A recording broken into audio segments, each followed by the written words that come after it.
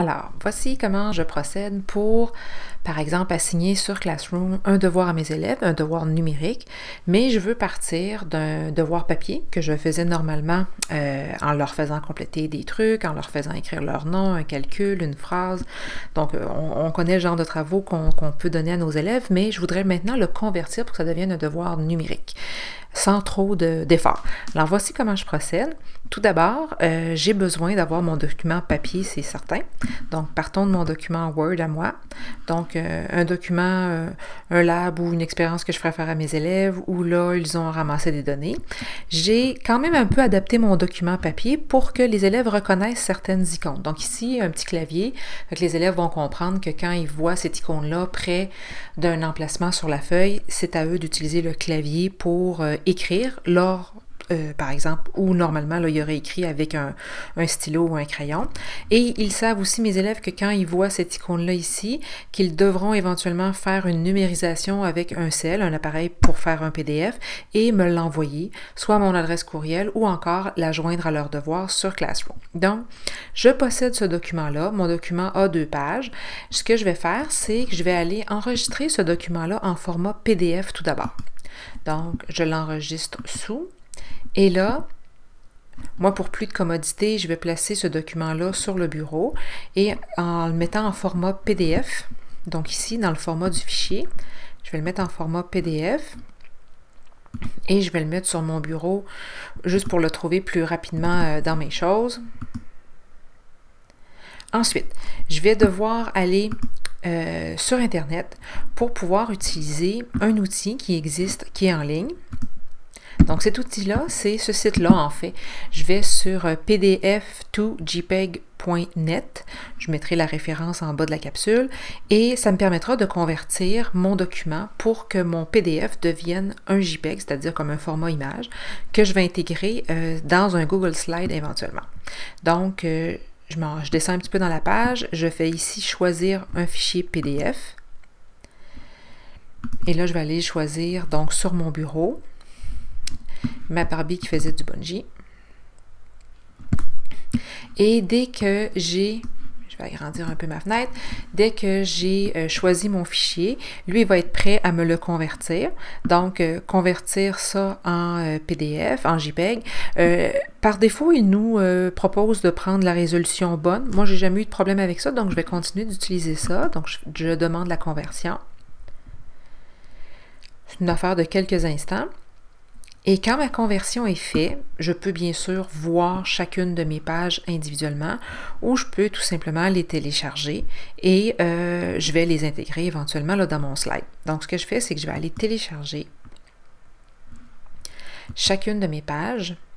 Donc, moi, là, elles apparaissent ici là, pour mes téléchargements. Tantôt, je vais aller les chercher. Donc, j'ai ma page 1 et j'ai ma page 2. Je vais aller tantôt les chercher. Et là, ce que je vais aller faire, c'est que je dois aller maintenant. Donc, je vois là, mes PDF là, qui viennent d'apparaître ici. Là, je vois ma page 1 et ma page 2 qui sont apparues à mon écran. Moi, ce que je vais aller faire maintenant, c'est, puisque j'ai maintenant mon PDF qui est prêt, qui a été converti en JPEG, j'ai besoin de ce JPEG-là pour bâtir mon Google Slide. Donc, ce que je vais faire, c'est que je vais utiliser Slide pour faire cette opération-là. Donc, je retourne dans mon Internet. Moi, ce que je vais aller faire, c'est que je vais aller chercher ma version de Google où je suis enseignante. Et là, c'est cette version-là pour moi. Ce que je vais aller faire, c'est que je vais aller me créer donc un slide qui est l'outil que je vais utiliser pour transmettre ce devoir-là à mes élèves, entre autres, en format. Les élèves n'auront aucune conscience de ce que je suis en train de faire. Là. Ça, c'est la partie, je me prépare avant. Mais eux, tout ce qu'ils verront, c'est qu'ils ont un fichier à remplir en ligne. Donc, je vais en créer un vide et je vais l'adapter à mes besoins. Donc, tout d'abord, si on se rappelle du format de ma page que j'avais, c'est une page 8,5-11. Par défaut, il m'amène un format paysage. Donc, moi, ce que je vais prendre, c'est je vais sélectionner chacune de ces cases-là, chacune de ces zones-là, et je vais en fait enlever ces zones-là parce que moi, je vais vouloir donc changer l'orientation de ma page tout d'abord pour ensuite insérer mon format de diapo, là, si on veut, mes 2 pages pour faire mon fichier. Donc, je vais enlever donc chacune de mes cases. Et une fois que mes cases de texte sont enlevées, ce que je vais faire, c'est que je vais aller dans Fichier ici et je vais aller configurer la page pour qu'elle soit adaptée à mes besoins. Donc, la configuration de la page, ce que moi, ça me prend, c'est donc un format de page qui est maintenant 8,5-11. Donc, je vais devoir pour ça personnaliser la configuration de ma page. Je vais devoir d'abord choisir, non pas en centimètres, mais en pouces, pour avoir 8,5-11.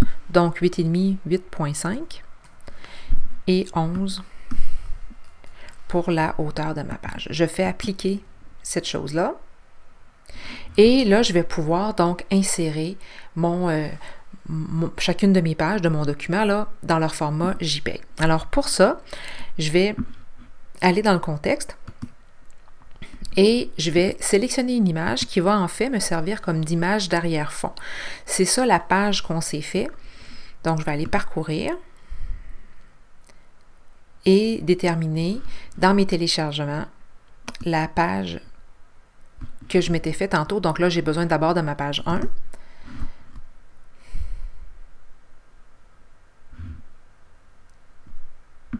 Et là, on voit que ma page 1 est apparue. Et en fait, cette page-là, les élèves, là, même s'ils cliquent ici, vous voyez là, ils n'ont aucune façon pour eux là, de changer la disposition de mes choses. C'est fixé. C'est comme si l'image avait été intégrée là, au fond, d'arrière-plan de ma page.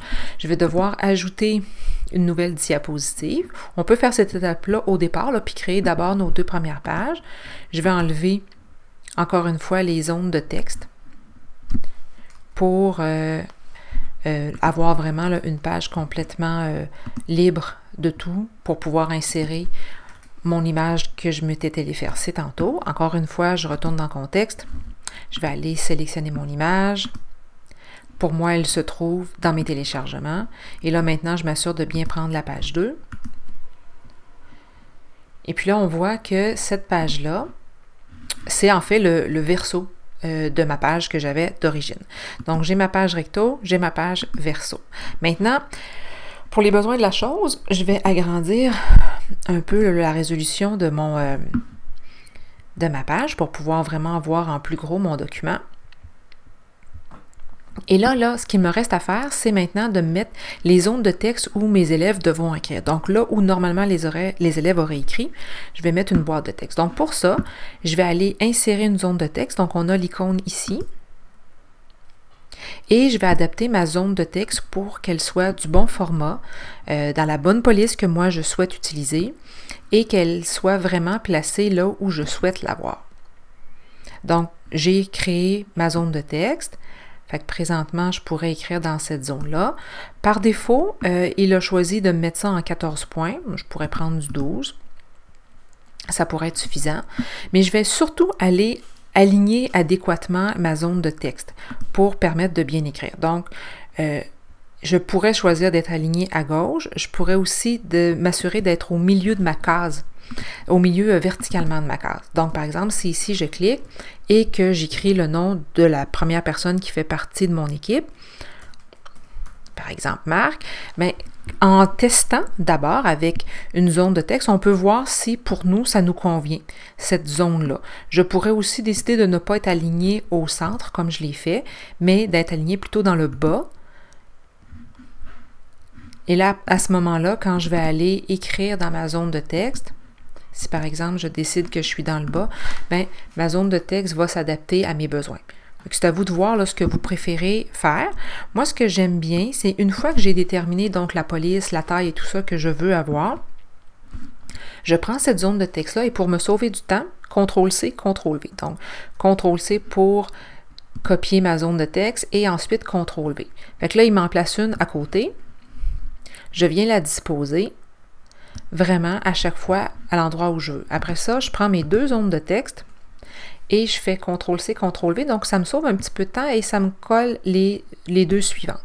Mais on voit que c'est assez rapide. Une fois qu'on a déterminé notre première zone de texte, on fait juste déterminer les suivantes où on les veut où. Ensuite de ça, pour chacun des endroits où je veux que les élèves écrivent, ça va me prendre une zone comme ça de texte. Donc, par exemple, je pourrais partir de zéro et m'en faire une nouvelle. Je pourrais reprendre une zone de texte que j'ai fait auparavant, par exemple celle-ci, CTRL-C, CTRL-V. Je vais la placer au bon endroit. Mais là, comme ce sont de petites cases, ce que je vais faire, c'est que je vais d'abord m'en créer une. Cette case-là, je vais m'organiser pour qu'elle soit, par exemple, ici au centre et que quand les élèves vont écrire les données, elles soient également centrées. Par exemple, ici, si ma première donnée, c'est 12, on voit que par rapport à la disposition du tableau, c'est plus élégant de le placer comme ça. Donc, comme ça me convient, je vais prendre cette case-là, CTRL-C, CTRL-V, et vous comprenez là, le principe, c'est que je vais aller le placer partout, à chacun des endroits où j'en ai besoin. Maintenant, on va se sauver un petit peu de temps. Dès qu'on en a deux de fait, on place les suivantes. Et ça fait en sorte que ça nous en fait un petit peu moins à faire d'une à la fois. Là, on ne les recrée pas de zéro à chaque fois pour essayer de sauver un petit peu de temps. Donc, le principe, c'est ça. C'est que partout où j'ai besoin d'avoir ces zones de texte-là, je me les place là où j'en ai besoin. Par exemple, ici, j'en ferai une. Ici, j'en installerai une autre. Ici, une autre. Et éventuellement, sur ma page 2, si je souhaite avoir du texte, ou par exemple en français, on voudrait faire un résumé de lecture, on pourrait avoir des lignes préalablement déjà tracées sur notre document Word qui a été converti, puis après ça, les élèves, eux, sans en être conscients, ils remplissent chacune des lignes du texte de ce qu'on voudrait faire. Maintenant que mon travail est fait, je vais devoir nommer ma présentation. Donc là, ici, je dois nommer mon travail. Donc, par exemple, ici, j'appellerai ça Barbie, parce que c'est le sujet de mon travail.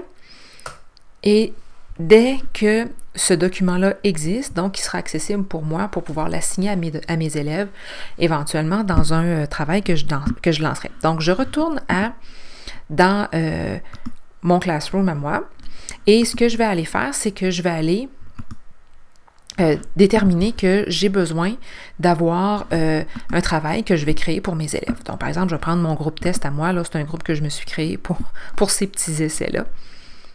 Donc, par exemple, je vais créer un nouveau travail, donc un nouveau devoir. Je vais donner le titre à mon devoir. Je peux ici donner quelques consignes de transmission de travaux ou leur rappeler une échéance particulière qu'ils ont. Je vais aller ajouter mon document à moi. Donc, ça se trouve dans mon Drive. Et c'était mon slide qui s'appelait Barbie. Donc, là, présentement, il est en train d'aller rechercher ce que j'ai. Le plus récent, c'est celui-ci. Donc, je le sélectionne.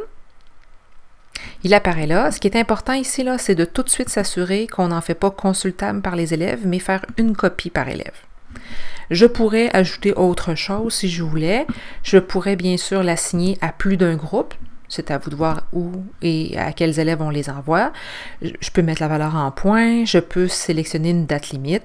Par exemple, on doit le remettre au plus tard vendredi à 23h59 si je le souhaite. Un thème, si vous avez déjà créé des thèmes dans votre groupe, donc vous pouvez sélectionner dans quel item vous voudriez qu'il soit placé, archivé. Si vous voulez fournir une grille d'évaluation, libre à vous de la joindre. Et dès qu'on est prêt, on l'assigne, ce devoir-là. Donc, par exemple, ici, je l'assigne, mais c'est important là, de toujours s'assurer que chaque élève a sa propre copie. Donc, par exemple, si je publie mon devoir, je vais maintenant ouvrir la version que l'élève recevrait. D'accord? Donc, si je retourne ici dans mon groupe texte, dans le flux, donc tout d'abord, on voit que le nouveau devoir a été créé, a été publié. Je vais m'en aller maintenant dans la version élève de ça. Donc, si je m'en vais dans ma version élève, un élève qui est dans ce groupe test-là recevrait une notification et verrait que le nouveau devoir Lab Barbie a été publié. Donc, en cliquant dessus, l'élève va pouvoir accéder ici à mon devoir et aller le compléter. Donc, au début, il faut parfois expliquer un petit peu aux élèves que pour compléter ce type de travaux-là, ça serait peut-être bien qu'ils placent déjà l'affichage ici en un format plus grand, parce que là, c'est quand même tout petit comme ça à l'écran. Donc, ce qu'on pourrait faire, c'est lui expliquer ou indiquer aux élèves, faire une démonstration en classe qu'on s'en va ici sur le Zoom et on va aller sélectionner 100%. Ou si on a des petits yeux, 200%. Puis après, dès qu'on a donc adapté l'affichage pour pouvoir le faire, ben on peut aller compléter nos différentes portions pour le travail qu'on a à faire. Donc, par exemple, ici, l'élève va venir cliquer et saura qu'il va pouvoir écrire son nom, puis compléter, mettre le nom aussi de ses partenaires de lab.